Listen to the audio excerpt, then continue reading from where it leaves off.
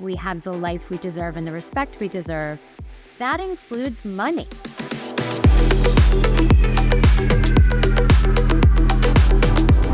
Hi, my name is Mina Kim, your host of the Klickline. I've worked on Wall Street for over 14 years. Then I built out Orange Theory Fitnesses and sold them to a private equity firm. And upon that exit, started investing in women and minority startups, as well as advising women who are getting divorced with financial consulting and strategy. Hi, everyone. We want to welcome today Alli McCartney. She's worked on Wall Street for over 20 years at JP Morgan, Lehman Brothers, and she's managing partner at Alignment Partners at UBS Wealth Management. She's been listed by Forbes as a top New York State wealth advisor, wealth management team, and women wealth advisors for several years running. You may have seen her regularly on CNBC in her cute Chanel tweed outfits as a regular contributor, and her client base is made up of over 70% women. She's not your average wealth manager. She's the real MFing deal. She has a unique perspective because she has market knowledge. She's worked on the trading desk. She is in the trenches with women who are doing real things with their money that they have control over. Welcome, Alli McCartney, to the Klickline. Thank you. I wish you could do my goodness, I wish you could do my intros and just follow me around all the time. I love it. I'd be happy to do that. So just so the audience understands, could you talk about what a wealth manager does and what type of things that you provide to your clients? Absolutely. So a wealth manager is a more comprehensive title for anything you may have heard in the past, a broker, a financial advisor, a wealth manager.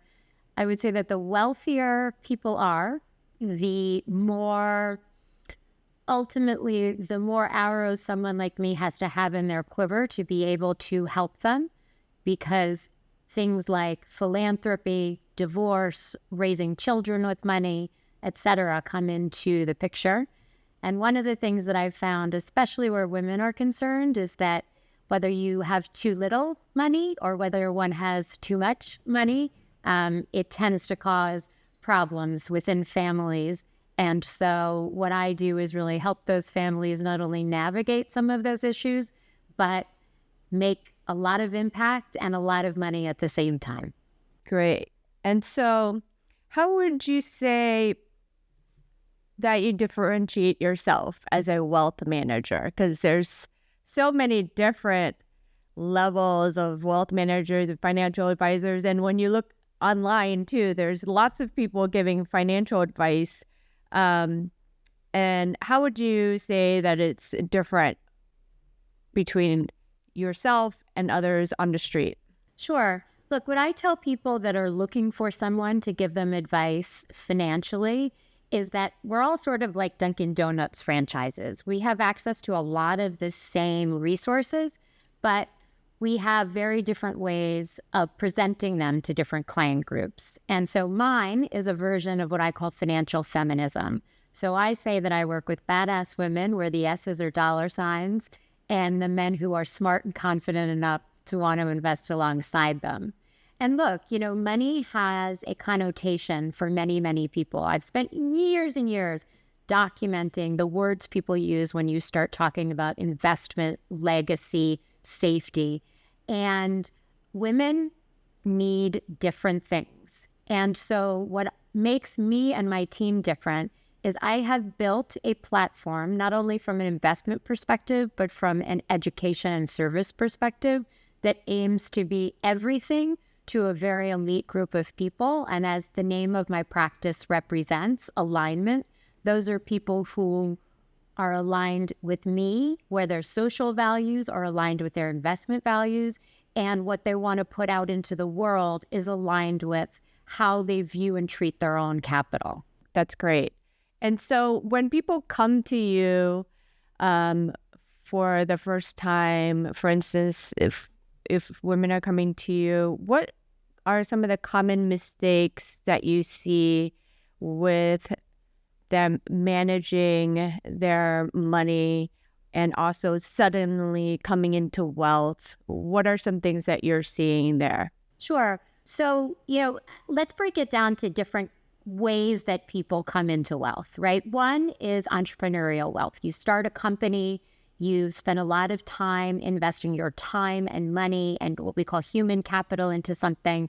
And for whatever reason, an event in the capital markets, it just becomes very successful. You all of a sudden have wealth that you've accumulated, but you may not have the time or the confidence or the skill set to deal with that.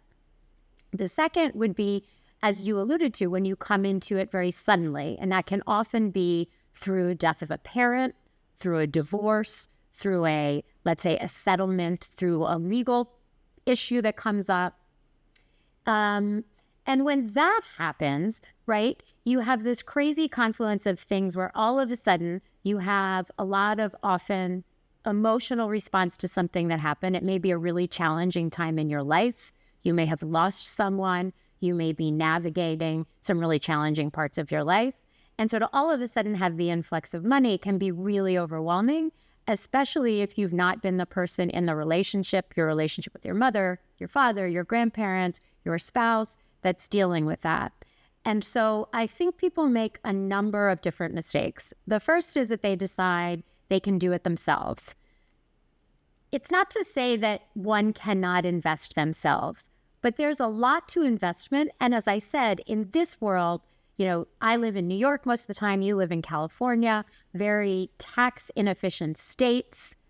We constantly have political changes in Washington affecting the tax code. So there are a lot of known unknowns. There are also a lot of unknown unknowns that come in. And so you might be shooting yourself in the foot. The other thing that I see a lot when people choose to invest on their own, and this is just, there are many, many books about this in finance. It's easy to be invested when things are looking good. It's hard to have discipline and discretion and stay in the game when things are challenging. So what we see a lot is people that sell when times are tough. The pandemic, the global financial crisis, Liberation Day on April 2nd. And that makes them feel great looking at that pile of cash, but they never get back into the markets and they lose the opportunity to make 5, 10, 20% and handicap themselves for the future. So I think that just like we all have things in our life that we feel competent and passionate about doing ourselves, and even then we often go to other experts or outsource certain parts of that because we realize, especially as women, that we don't know everything and that there's benefit in advisors and community. That's really what I want to put out there through my clientele. But also, I want women to socialize and talk about their investments, their investment managers, their passion about investing in disruptive technologies and women's menopause health, the same way we talk about where we get our highlights done and who does our nails. I want to destigmatize it for women so that we can own our worth and make economic and capital decisions that put us and our children where we need to be. It's interesting because there's something called the Great Wealth Transfer that's happening right now. And in a UBS report, women are expected to control almost 40% of the U.S. wealth in the next 5 years, and a startling $105 trillion expected to change hands by 2045. Let's go, women. It's our time, baby. Let's go, women. The power of the purse, ladies. Yes. So, which is why it's even more important that we take charge in managing our finances and understanding how to do it. And so for me, it's very personal. My father passed away when I was 18 suddenly, and my mom didn't know even how to write a check in his checkbook, right? And so I saw it firsthand how it can handicap a woman, especially now, like a widowed a woman raising children on her own, of not understanding finances and not understanding how to manage for the future.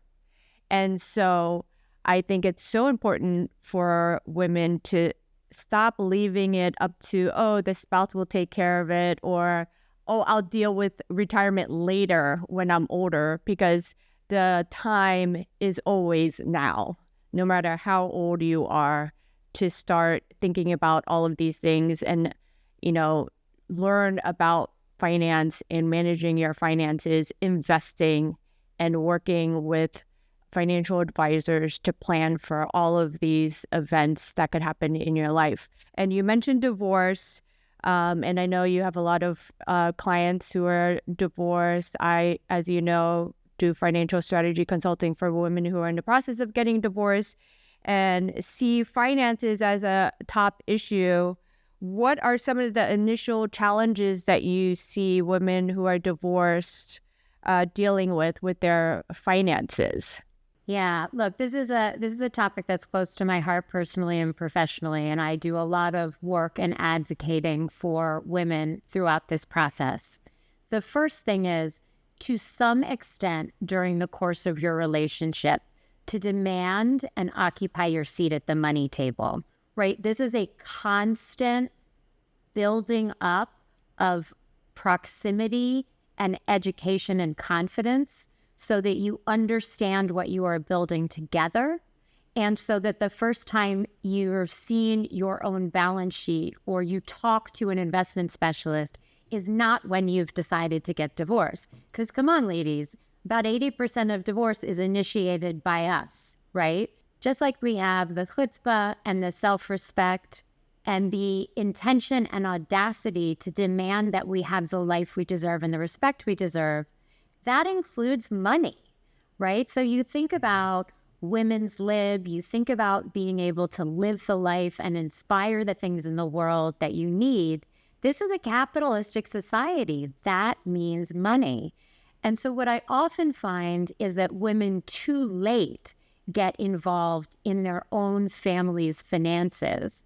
And so that it becomes something that is an aha moment, that's a lot of like push and pull during an actual divorce proceeding, and you and your lawyers get taken advantage of. So to the extent that you can't be involved and proximate with the finances beforehand, right? We all have the division of labor in our lives, families, marriages. Make sure that you get someone like you or me involved as soon as you engage the divorce lawyer, right? I cannot tell you the things that I have seen from women with hundreds of millions of dollars who don't have their own credit. They can't get a mortgage, a credit card, a debit, right? Women who ultimately get very winning divorce settlements, but take all the assets that have shitty tax consequences, right? So there are all of these things that are being negotiated. And again, it's a negotiation, right? Every divorce is like every business transaction. It's a negotiation. And so leverage is very important. Hopefully you never have to use that leverage, but often the leverage in divorce is information. And so it's really, really important that you have information. And again, just like you would for anything else in your life where you want to win or have an edge, you bring in the right people around you who can support you, advocate you for you, and inform you during that process. And very few women, and quite frankly, very few divorce lawyers bring financial advisors. And I mean that in the total sense, not just what I do, but what you do, anybody that has a background and a capability for dissecting a balance sheet and looking at different assets. Yes, I totally agree. I can't tell you the number of clients I've had in the ultra high net worth group who don't have their own credit cards. And it's astonishing. So for people, if you've been on your husband's credit card for 30 years, you have to go get your own. You have to build credit as if you're an 18-year-old basically right now. Because another astonishing fact, women couldn't get a credit card, mortgage, or bank account without a male co-signer until 50 years ago, 1974, Equal Credit Opportunity Act. That's crazy to think about that we couldn't do that before. And so it's so important now. Credit is everything. You know, even if you're going to pay for your house in all cash, you still, in the future, you're going to need a car. You may need to rent other places, etc. Build your credit, have things for yourself. And I think that's so important to do. Have your own bank accounts. Yes, super, super important. And Mina, I want to sort of go back to something you said, which is the experience that you had at your father's passing. Super, super common experience. What I have found is that both men and women who are the children of situations like that, either they had a father pass away, leaving a mother to run the finances, or they had a single or divorced mother. Those are the men and women that understand the imperative of them or the women around them having a bank account, having credit, having basic financial education. Because look, in this country, we provide none of that, right? We used to do things like shop and home ec. We don't even do those anymore. But we don't teach people about what credit cards are, about why it's important to save for retirement.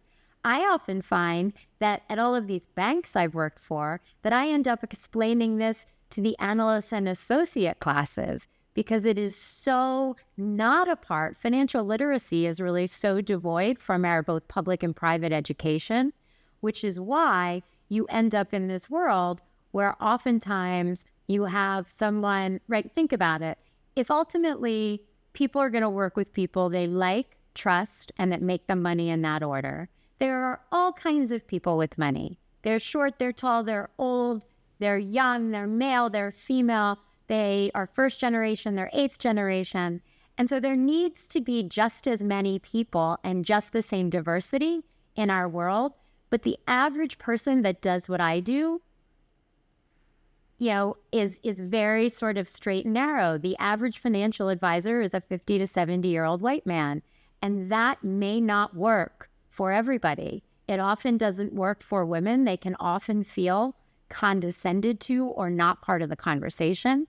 It often doesn't work for younger generations who have a different relationship with money and advocacy. So we really need to sort of flip the system on its head and provide accessible financial tools and accessible education and an accessible platform and variety of human beings and professionals to mirror the wealth in this country, which is as diverse as one could imagine. Yes, I totally agree. And when I had exited a business, it's interesting. I had interviewed every major firm, and you'd be shocked at these meetings that I was in, and just even if it was male or female advisors, but just, the presentations were just subpar, I would say. I mean, it was from major institutions that we all know.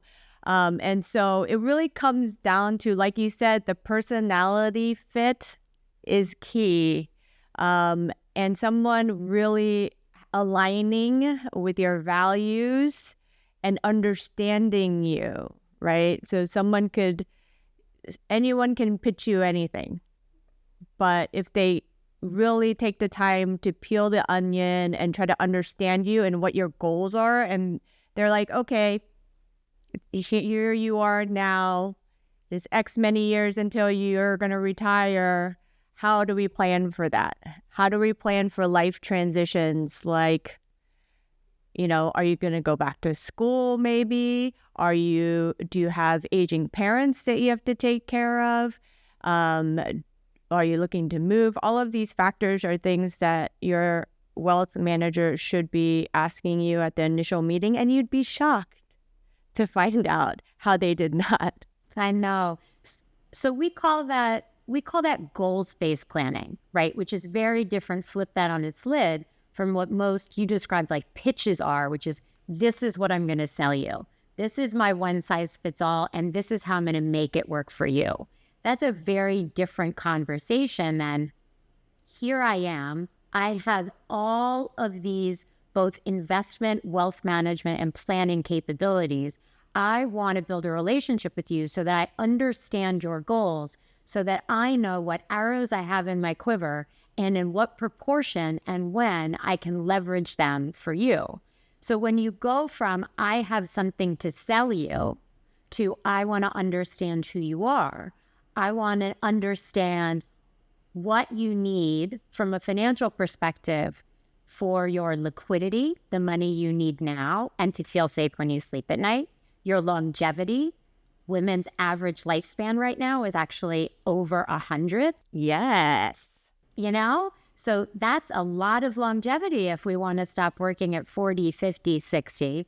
And then for those lucky enough to have a little bit or a lot of bit of gravy, that legacy, what's going to build a legacy in the areas that you are passionate about while you're alive and after you leave. And if you have somebody that is approaching you in that way and building a long-term relationship and maximizing the value and the safety you feel with your liquidity, longevity, and legacy, that's when you feel safe, you feel heard, and you can do amazing aligned things together and for the world.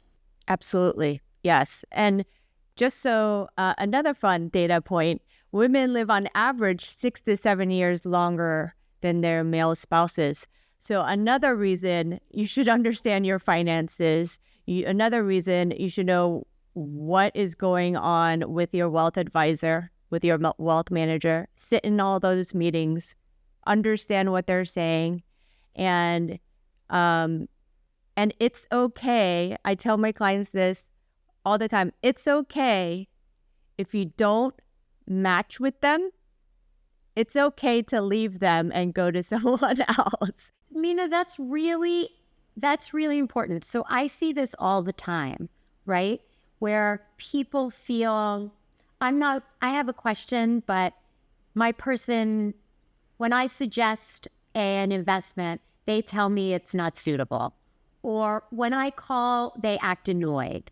Or when I ask them to break down my fees, they say, that's really time intensive. And so I try to flip this on this head for people, which is, how much do you pay this person, right? Let's say it's 1%. And let's say you have $10 million. That means that you pay this person $100,000 a year. Are there any other people in your life that you pay $100,000 and you let them treat you like this, or you don't advocate for what you need, right? And so, at least for me, maybe my nanny many, many years ago when they but there are so few people. And so you really have to think about, if this were my doctor and they treated me like this, right? I mean, women all the time now, I'm one of them.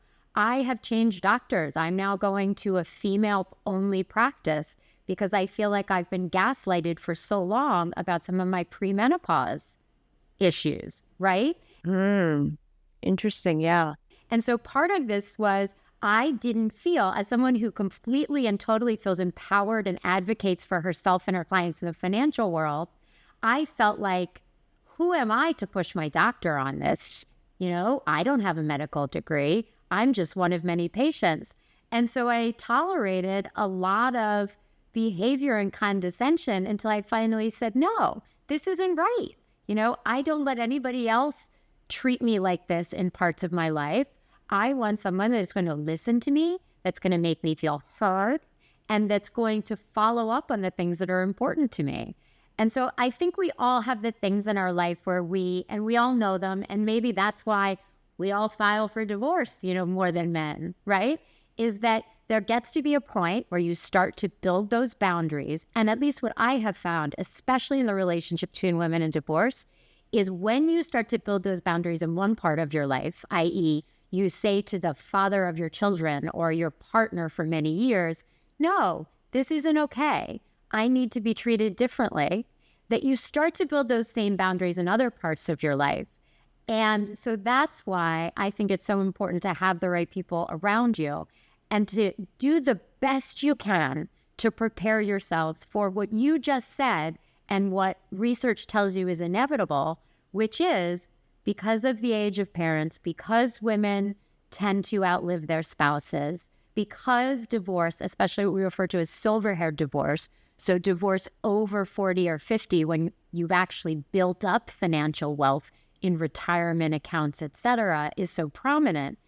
The likelihood is that almost 90% of us at some point in our life will be solely responsible for our financial well-being. And God help us, or the goddesses help us, to make sure that we come into that with, if nothing else, a sense of comfort and having the right team and allies around us. Right.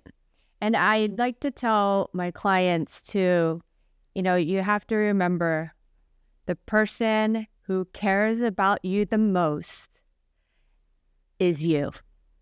So you have to take care of yourself. So you don't have to feel bad that,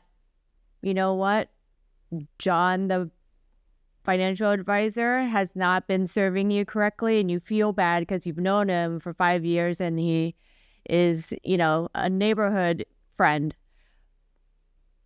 It doesn't matter.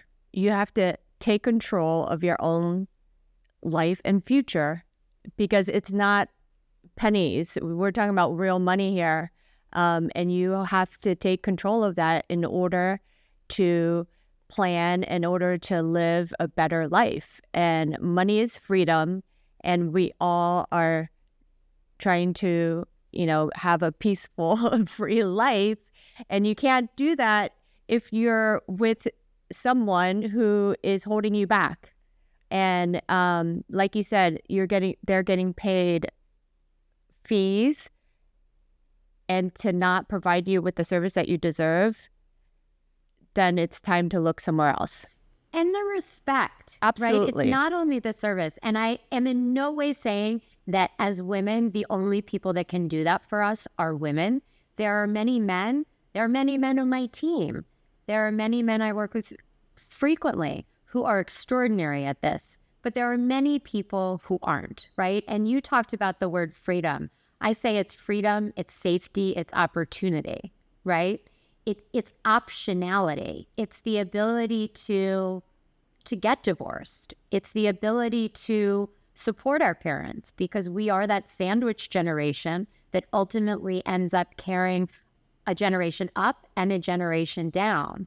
And so I often think I was privileged to hear Gloria Steinem speak once, and she said very publicly, and I think she's, said it in many interviews, that if she had it to do over, instead of burning bras, she would have advocated for women to take control of their financial capital. Because ultimately, the more power and optionality we give ourselves and the things that we choose to invest in, right? You and I have talked about this. My personal investments that are private investments are not in things that are very Wall Street common. They're in medical technology devices for women. They're in democratizing childcare and breaking up systems that need to be disrupted and broken up, where there's not only significant opportunity to create impact, but there's also significant opportunity to create disproportional wealth because of how long these systems have been left to suffer and stagnate. So choosing not only whether we put our capital with Alli or with Bob, but choosing whether we put it in a solar plant or a fusion plant or in oil, that's what changes the world and the trajectory of equality. Oftentimes people say there cannot be equality of the sexes if there is not financial equality. And I truly, truly, as a financial feminist, believe in that. And I think that it starts with teaching our sons and daughters the same way about money and being really aware and open to some of the stigmas and the taboos that we don't even know or hear ourselves participate in, which I know was certainly the way that I grew up. Mm-hmm. Yeah, I totally agree. And so going back to retirement planning, I get this question a lot about how much am I supposed to have saved for retirement? And there's this number that goes around, you should have 24 times your yearly expenses. So if your yearly expenses was 100K, it would be 2.4 million. What do you think about that in general and like a calculation for retirement? Look, I mean, there are a lot of rules of thumb or sort of, different ways to provide a base level that gets people comfortable as sort of a litmus test or a benchmark, like I'm good or I need to do more. I think ultimately the answer is you need to work backwards from what you spend. What do you expect that you will spend in retirement? Do you expect that it will be more or less than you spend when you are earning W-2 income or cash flowing? And do you think it will be consistent? The answer is that for many people, when they initially stop working, and I don't even call it like stop working or retiring anymore because we live so long, we do so many things, people are so active. I call it saving or dissaving, right? When you are contributing to your retirement plans, your 401k, your IRA, you're cash flowing and saving. When you are not, whether you're withdrawing, you're dissaving. Now, when you are dissaving, you may have periods where you spend more than you did because you travel a lot, you want to take advantage of the fact that you're healthy, that your body's still working, that you have free time, that you may have kids or grandchildren that you want to spoil.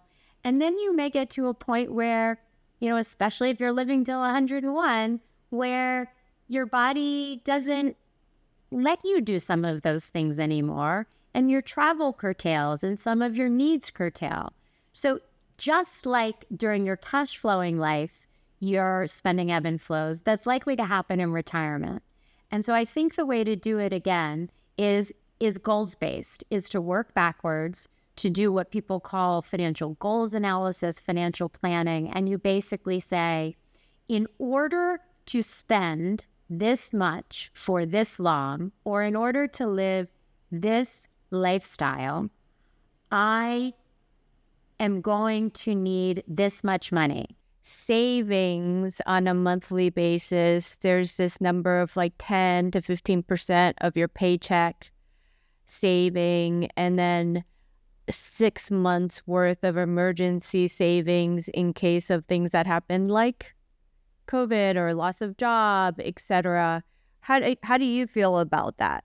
In terms of saving, it's a really hard to give you a hard and fast rule, right? Some people need more than they have every month to pay their bills, in which case savings at certain parts of your life may not be something that you can do or that you can focus on. At other parts of your life, you may be able to save a lot more. But the more you can save, the higher your corpus will be, because remember, if you invest when you're 20, it is likely that that money will have doubled when you're 30, and then doubled when you're 40, and then doubled when you're 50. So imagine the power of compounding. And then imagine that your company matches that dollar. Or then imagine that the US government says, actually, it can grow income tax free. So there are all of these incentives for SEP IRAs, for defined contribution, for defined benefit, for 401k plans. And so the sooner that you can start building up, certainly your retirement savings, and the more you can put into a rainy day fund, the better. But even when you do that, there are still things you can quote unquote invest in, like US Treasury bills, where it doesn't have to be sitting there doing nothing for you. It can still be earning. And so that's why even people, I think, that don't feel like they have enough financial wealth or enough acumen or runway to actually have somebody advising them, would do well to use or to sort of inquire about what with my level of wealth should I be doing. And I guess the other thing I would add to that I think, and this ties back to what we were saying about finding a person you like, trust, and that will make you money. I think there are some best practices for finding that wealth advisor, for finding your partner in financial planning. I always like to give my clients referrals to people that are very much like them. So if I get to know somebody and I get to know their hopes and dreams and fears, I give them people like them that has expressed similar wants and needs and fears to speak to, so that it's not just me saying, I'm wonderful.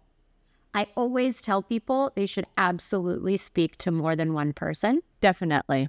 And, I really think that you should ask people that you respect what they do. Again, this socialization of money, we call it a money posse, right? We need to be able to talk about money, about investments, and be able to share this among other women so that we can share and grow that safety net. Yes, absolutely. I agree. And with everything, I always recommend multiple options: attorneys, accountants, wealth managers. It's really important to do that. And for the young audience out there, look, I lived in New York City in a studio apartment where I could touch the refrigerator from my bed. It was some tough times. I know how it is. And now an Erewhon smoothie is $20. So it's rough out there. I know it's hard to save, but start small. So if this month it's $50 and next month it's $100, and then you're getting to, $200, $300, you'll be amazed in 20, 30 years, the compounding of that becoming $500,000. Compounding is extraordinary. So I say to people, and you hit the nail on the head, it's discipline. So whether it's $1, it's simply, and I even make my kids do this, right, with their allowance. It's the discipline and the duration that gets you in the habit. And the longer that you're in that habit, the more, first of all, compounding will work in your favor, no matter how small it is.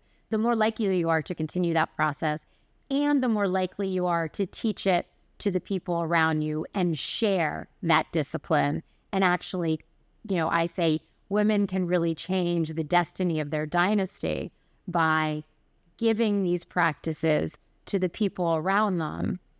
And it's so, so important. And it's so, so challenging. Like you said, when you have your first job in New York City or in Los Angeles, and all you want to do is, go to a bar and have some fun, and you can barely afford to do that. But discipline and duration are absolutely the key to financial wellness. Yes, 200%.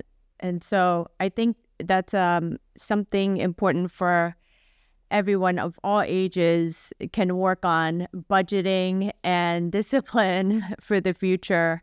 Because, years go fast, things go fast, and you want to be able to enjoy life and retirement. And, but most importantly, you got to be in it to win it. You have to be in the markets to get a piece of the upside. So you can't do it from the sidelines. So, what would you say is one of your most rewarding client kind of experiences that you've had? I really love working. So it's funny, about half of the women I work with are entrepreneurs who have made their own money. That's a very different experience than when you've come into a situation and you all of a sudden inherit it or divorce from it. But in a sense, it's the same experience. It's of seeing somebody just let go and get comfortable, right? I mean, there is many of the women I work with, especially on the divorce side, have really been, their nervous system is going crazy. They've been in fight or flight for a long time, they have a settlement, which means they've come to the end of a really tough road. They're ready to rebuild. And oftentimes they're faced with a whole other set of challenges, right? Which is, how do I do this? How do I make this last? Who are the right people? I don't know if I'm picking the right people.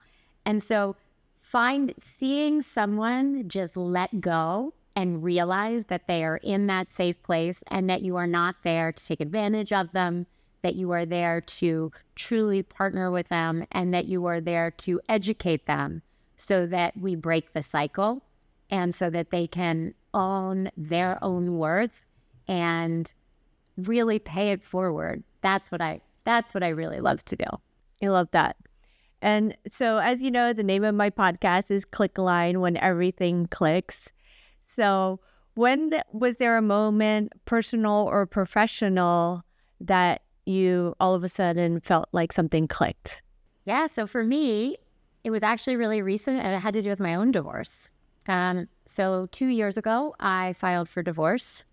And even though I'm the one in this situation that is the financial person and has the proximity, I started to realize that a lot of the things that were happening in my marriage were also happening in other parts of my life. And so when I started to build boundaries and stand up for myself in terms of the things that I needed and required as a spouse, I started to realize that there were other areas of my life, like the relationship I had with people I worked with, that I had really sort of subjugated and tapped down to fit in on Wall Street.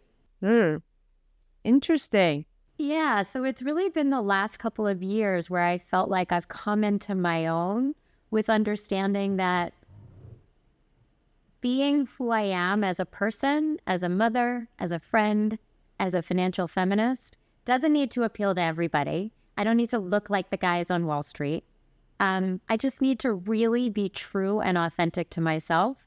And I have to tell you that everything in my life, whether it's my relationship with my clients, my relationship with my children, the tribe of women of which you are one around me, everything feels lighter, more aligned, and the universe is really bringing the people, the clients, the men, everything into my life. I used to really feel like there was me as the mom at school, me as the friend, me as the spouse, and me as the financial girl, not wearing too much color and, trying to fit in and keep my head down. And it really all clicked around my finally filing for divorce and just really feeling exonerated, liberated, and like I had finally found my wings. Wow, I really love that. And thank you for sharing that. Absolutely.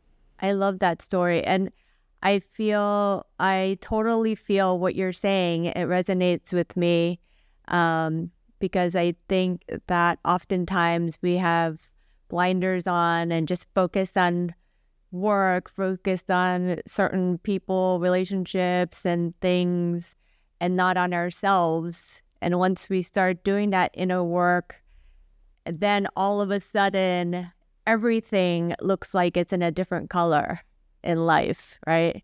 It's so true. You mentioned this, and I have a mentor, Diane von Furstenberg, who says this all the time. Your most important relationship in your life is the one you have with yourself, right? And I think, I've done a lot of work on that, and it's made me better as a financial advisor. It's made me better as a technologist, as a media consultant. But it's also made me better able to understand some of the things that tend to hold us as women back and distance us from our financial welfare.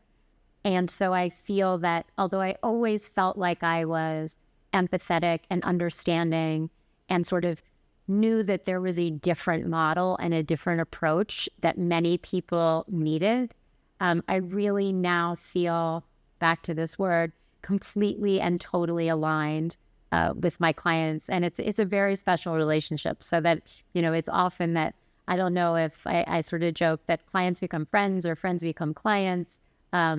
but that really feels like where it is. And I don't think everybody has to have that relationship, but I think it's really beautiful when as a person, as a woman, you can get to a place where you do feel authentic, whether you're making money, spending money, giving advice, or taking advice. And it's a journey, but as DVF says, I have put a lot of time and energy and monetary capital into trying to build my relationship with myself and falling in love with my future. And I really am. And my future and my passion is about helping women own their worth, feel safe and secure, and invest in and empower the things in the economy and the world, especially at this precarious time for everybody, but especially for women and freedom and advocacy. I really feel blessed and privileged that I can do what I do. That's amazing. You're amazing. Thank you, Alli. Thank you for being on the Klickline. I appreciate you. Thank you, Mina. Don't forget to send in your questions and comments to the Klickline. And one more thing, the views and opinions expressed on this podcast are for informational and entertainment purposes only and should not be considered professional advice. Please consult with qualified professionals for advice related to your specific situation.